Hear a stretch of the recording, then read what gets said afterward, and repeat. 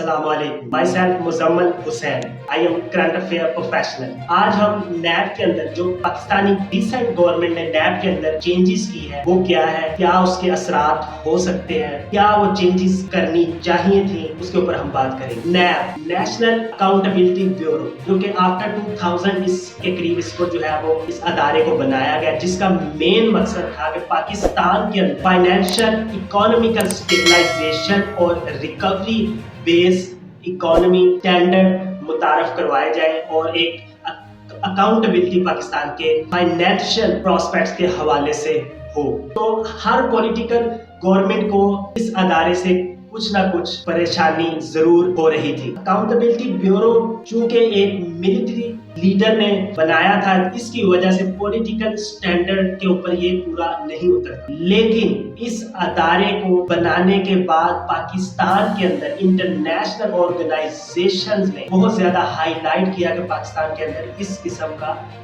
अदारा मौजूद है जो कि इकोनॉमिकल अकाउंटेबिलिटी, जो कि एक अकाउंटेबिलिटी को फरोग देता है और रिकवरी के अंदर काम कर। जो मेन लॉज है अकाउंटेबिलिटी के नैब के, आप मेरी स्क्रीन के ऊपर भी देख रहे हैं और इनका लिंक इस पेज का मैं आपको आपकी डिस्क्रिप्शन के अंदर भी दूंगा। जी हाँ, ये कुछ बेसिक डिटेल्स हैं। और अब ये जो रिसेंट चेंजेस हुई हैं नैब के कानून के अंदर वो क्या है। अब फर्स्ट ऑफ ऑल मेन जो नैब का काम था कि एसेट्स बियॉन्ड लिमिट्स, कि वो लोग जिनके पास आमदनी मुनासिब है लेकिन उनके असासे वो आमदनी और असासे मैच नहीं कर रहे। तो अगर किसी फॉर एग्जांपल कोई गवर्नमेंट ऑफिशियल है और उसके पास और उसकी जो है सालाना इनकम 5 करोड़ 10 करोड़ के करीब है, लेकिन उसके असासे जो है वो 50 करोड़ के करीब है, तो नैब जो है वो इस शख्स को बुलाकर उससे ये नैब को इख्तियार था कि इस शख्स को बुलाए और बुलाकर पूछे, भाई ये आपके पास इनकम कहाँ से आई, आपके असासे और आपकी इनकम मैच नहीं कर रहे। तो उस शख्स को ये चीजें नैब के सामने साबित करनी होती कि भाई ये जो 50 करोड़ एक्स्ट्रा है ये आप बताएं किधर से आपके पास आए। लेकिन अब जो रिसेंट चेंजेस हुई हैं इस कानून के अंदर, अब इस चीज को खत्म कर दिया गया। नैब जो है अब वो इस चीज को उस शख्स को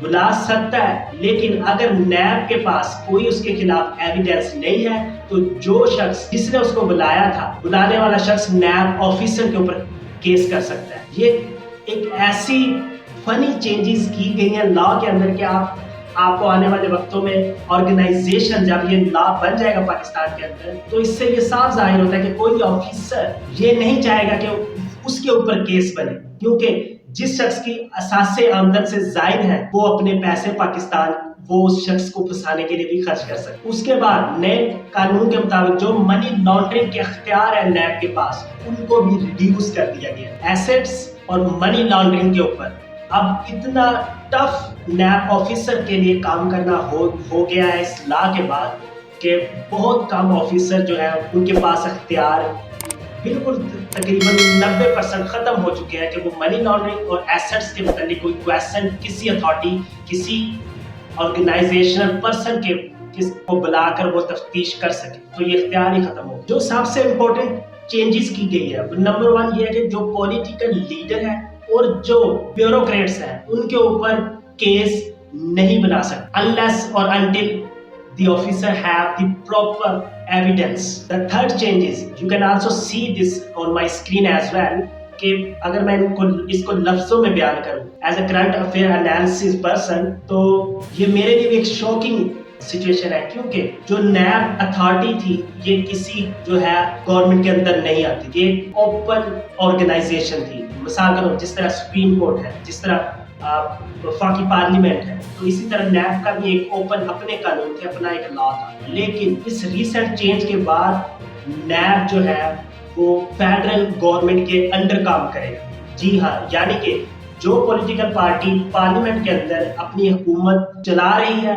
नैब अब उसके अंडर काम करे। एक इंग्लिश का बहुत मशहूर मुहावरा है वो जो इस सिचुएशन के ऊपर गालिब आता है कि डू और die.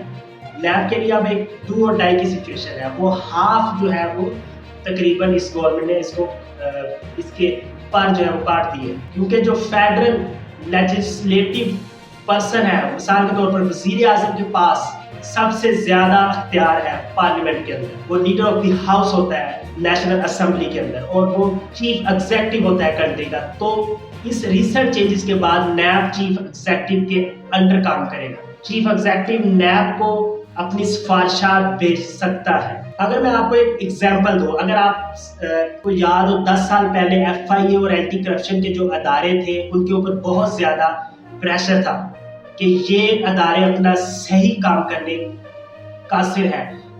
For example federal investigation agency جو ہے وہ صرف ٹیکس پیئر کلیکشن کے اندر صرف اپنا کام سر انجام دے رہی تھی اور وہ فیڈرل گورنمنٹ کے انڈر تھی.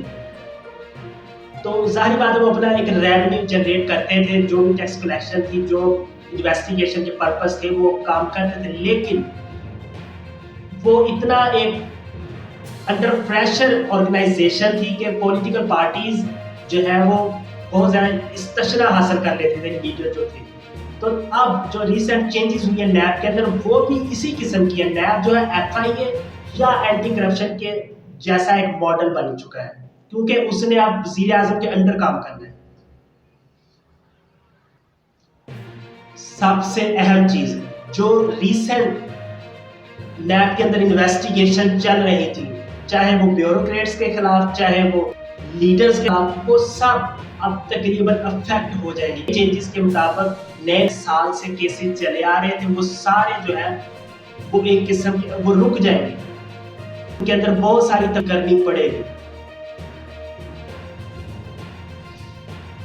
اور جو بھی مقدمات سالوں سے چل رہے تھے تقریباً اہم مقدمات نیب کے انڈر ڈسکشن تھے، نیب کی عدالتوں میں تھے اور دوسری دیگر عدالتوں کے اندر پڑے ہیں اور ان کو کوئی اس قسم کی انویسٹیگیشن نہیں ہو سکتی. اس کے مطابق نیب اب یہ مقدمات انہی عدالتوں کو بھائے اور وہ مقدمات جاری. جو نیب کے وہ بینک ٹرانزیکشن پیمنٹ کے اوپر ہے، ترمیم کے مطابق اس کا ڈائریکٹ بینیفیشری جو ہے وہ لیڈرز، ان کو ڈائریکٹ اور انڈائریکٹ اس کا بینیفٹ ہوگا. جو ریسنٹ چینجز ہے بینک ٹرانزیکشن منی کے اوپر، وہ جو ٹرانزیکشن جب تک اثاثے میں کنورٹ نہیں ہوگی تب تک اس کو وہ درجہ نہیں دیا جا سکتا، وہ اثاثہ نہیں کہلا سکتا.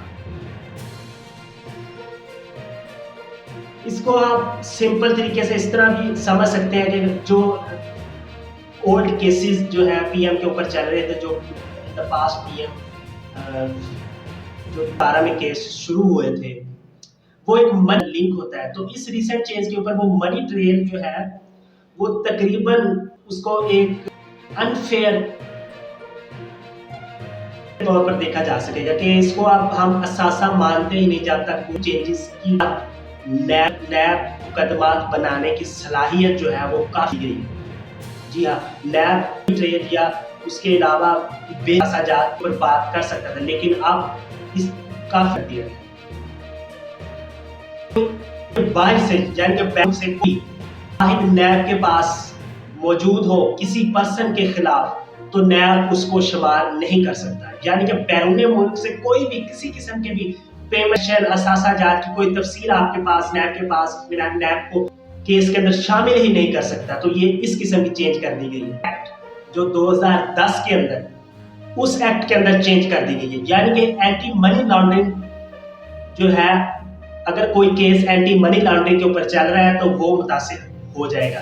اس کے اوپر کافی چینجز کر دی گئی. اس ایکٹ کے مطابق ریسنٹ جو ہے نیب کا ایک ٹارگٹ سیٹ تھا کہ تقریباً انہوں نے 700 ارب کے قریب جو ہے وہ ریکوری کرنی ہے فیوچر کے اندر اس ایکٹ کے مطابق. تو جب اس جو چینجز کی گئی ہیں اب وہ ریکوری جو ہے وہ ان کے دائرہ اختیار سے تقریباً ختم ہو چکی ہے. وہ جو ان کا ٹارگٹ سیٹ تھا وہ آپ وہ نہیں کر سکتے. اس کے بعد جس کسی کے خلاف جو ہے کیس شروع ہوا، فار ایگزامپل کسی بیوروکریٹ یا کسی لیڈر یا کسی بھی شخص کے خلاف جو کیس شروع ہوا، جس اثاثے کو اس نے ڈکلیئر کرنا تھا، جو کیس شروع ہوا، اس نئی چینج کے اندر وہ شخص کیس کے دوران اپنا وہ اثاثہ سیو کر سکتا ہے. تو یہ چینجز بھی اس لا کے اندر کر دی. اب ایک آخری نقطے کے اوپر میں آپ کی توجہ دلانا چاہوں گا. سب سے جو مین پوائنٹ ہے میرے لیے اور شوکنگ پوائنٹ بھی ہے as a current affair professional analysis کے طور پر، کہ فار ایگزامپل ایک آرگنائزیشن ہے، اس کا ایک چیئرمین ہے، تو اس کے پاس اختیار ہوتا ہے، وہ ایک بااختیار شخص ہوتا ہے. اب نیب جیسا ادارہ، اس کا جو چیئرمین ہے، فار ایگزامپل نیو چیئرمین جو ہوگا، اس کے پاس اختیار بہت زیادہ لو لیول کے اوپر چلا گیا ہے کہ وہ کسی شخص کو گرفتاری کا آرڈر دے دے. جی ہاں، نیب کا چیئرمین، اس کے پاس یہ اختیار تقریباً ختم ہے کہ وہ کسی کو گرفتار کرنے کا آرڈر دے. تو اس سے آپ اندازہ لگائیں کہ اگر چیئرمین کے اوپر اتنی ریسٹرکشنز ہیں تو جو باقی آفیسر جو ہیں جو اس ادارے میں کام کر رہے ہوں گے وہ فیڈرل گورنمنٹ کے اندر کس طرح پرفارم کریں گے. تو یہ جو کچھ ریسنٹ چینجز چل رہی ہیں پریزنٹ گورنمنٹ کے اندر، ایک شاکنگ سچویشن بھی ہے، لیکن ایز اے اسٹوڈنٹ اور کرنٹ افیئر پروفیشنل کے طور پر فار فیوچر پلانز آپ کو ان چیزوں کو نوٹ کرنا چاہیے. اور اگر کہیں آپ کوئی ایگزام دے رہے ہیں یا پھر کوئی انٹرویو ہو تو آپ ان چیزوں کو کوٹ کر سکتے ہیں. اور ویسے بھی ہماری عوام کو جو ہے وہ باخبر ہونا چاہیے کہ کون سی چینج قانون کے اندر کی، کیونکہ موسٹلی جو چینجز پارلیمنٹ کے اندر ہوتی ہیں وہ ریٹن ہوتی ہیں انگلش لینگویج کے اندر. اور فار ایگزامپل جو نیب کی چینجز کی گئی اس کے اندر اسپیسیفک ورڈز لا کے اکارڈنگلی استعمال کیے گئے، تو وہ کوئی اتنے آسان نہیں ہوتے ان چیزوں کو سمجھنا. اگر آپ کو یہ ویڈیو پسند آیا تو اس چینل کو سبسکرائب کریں اور اس ویڈیو کو لائک کریں. السلام علیکم.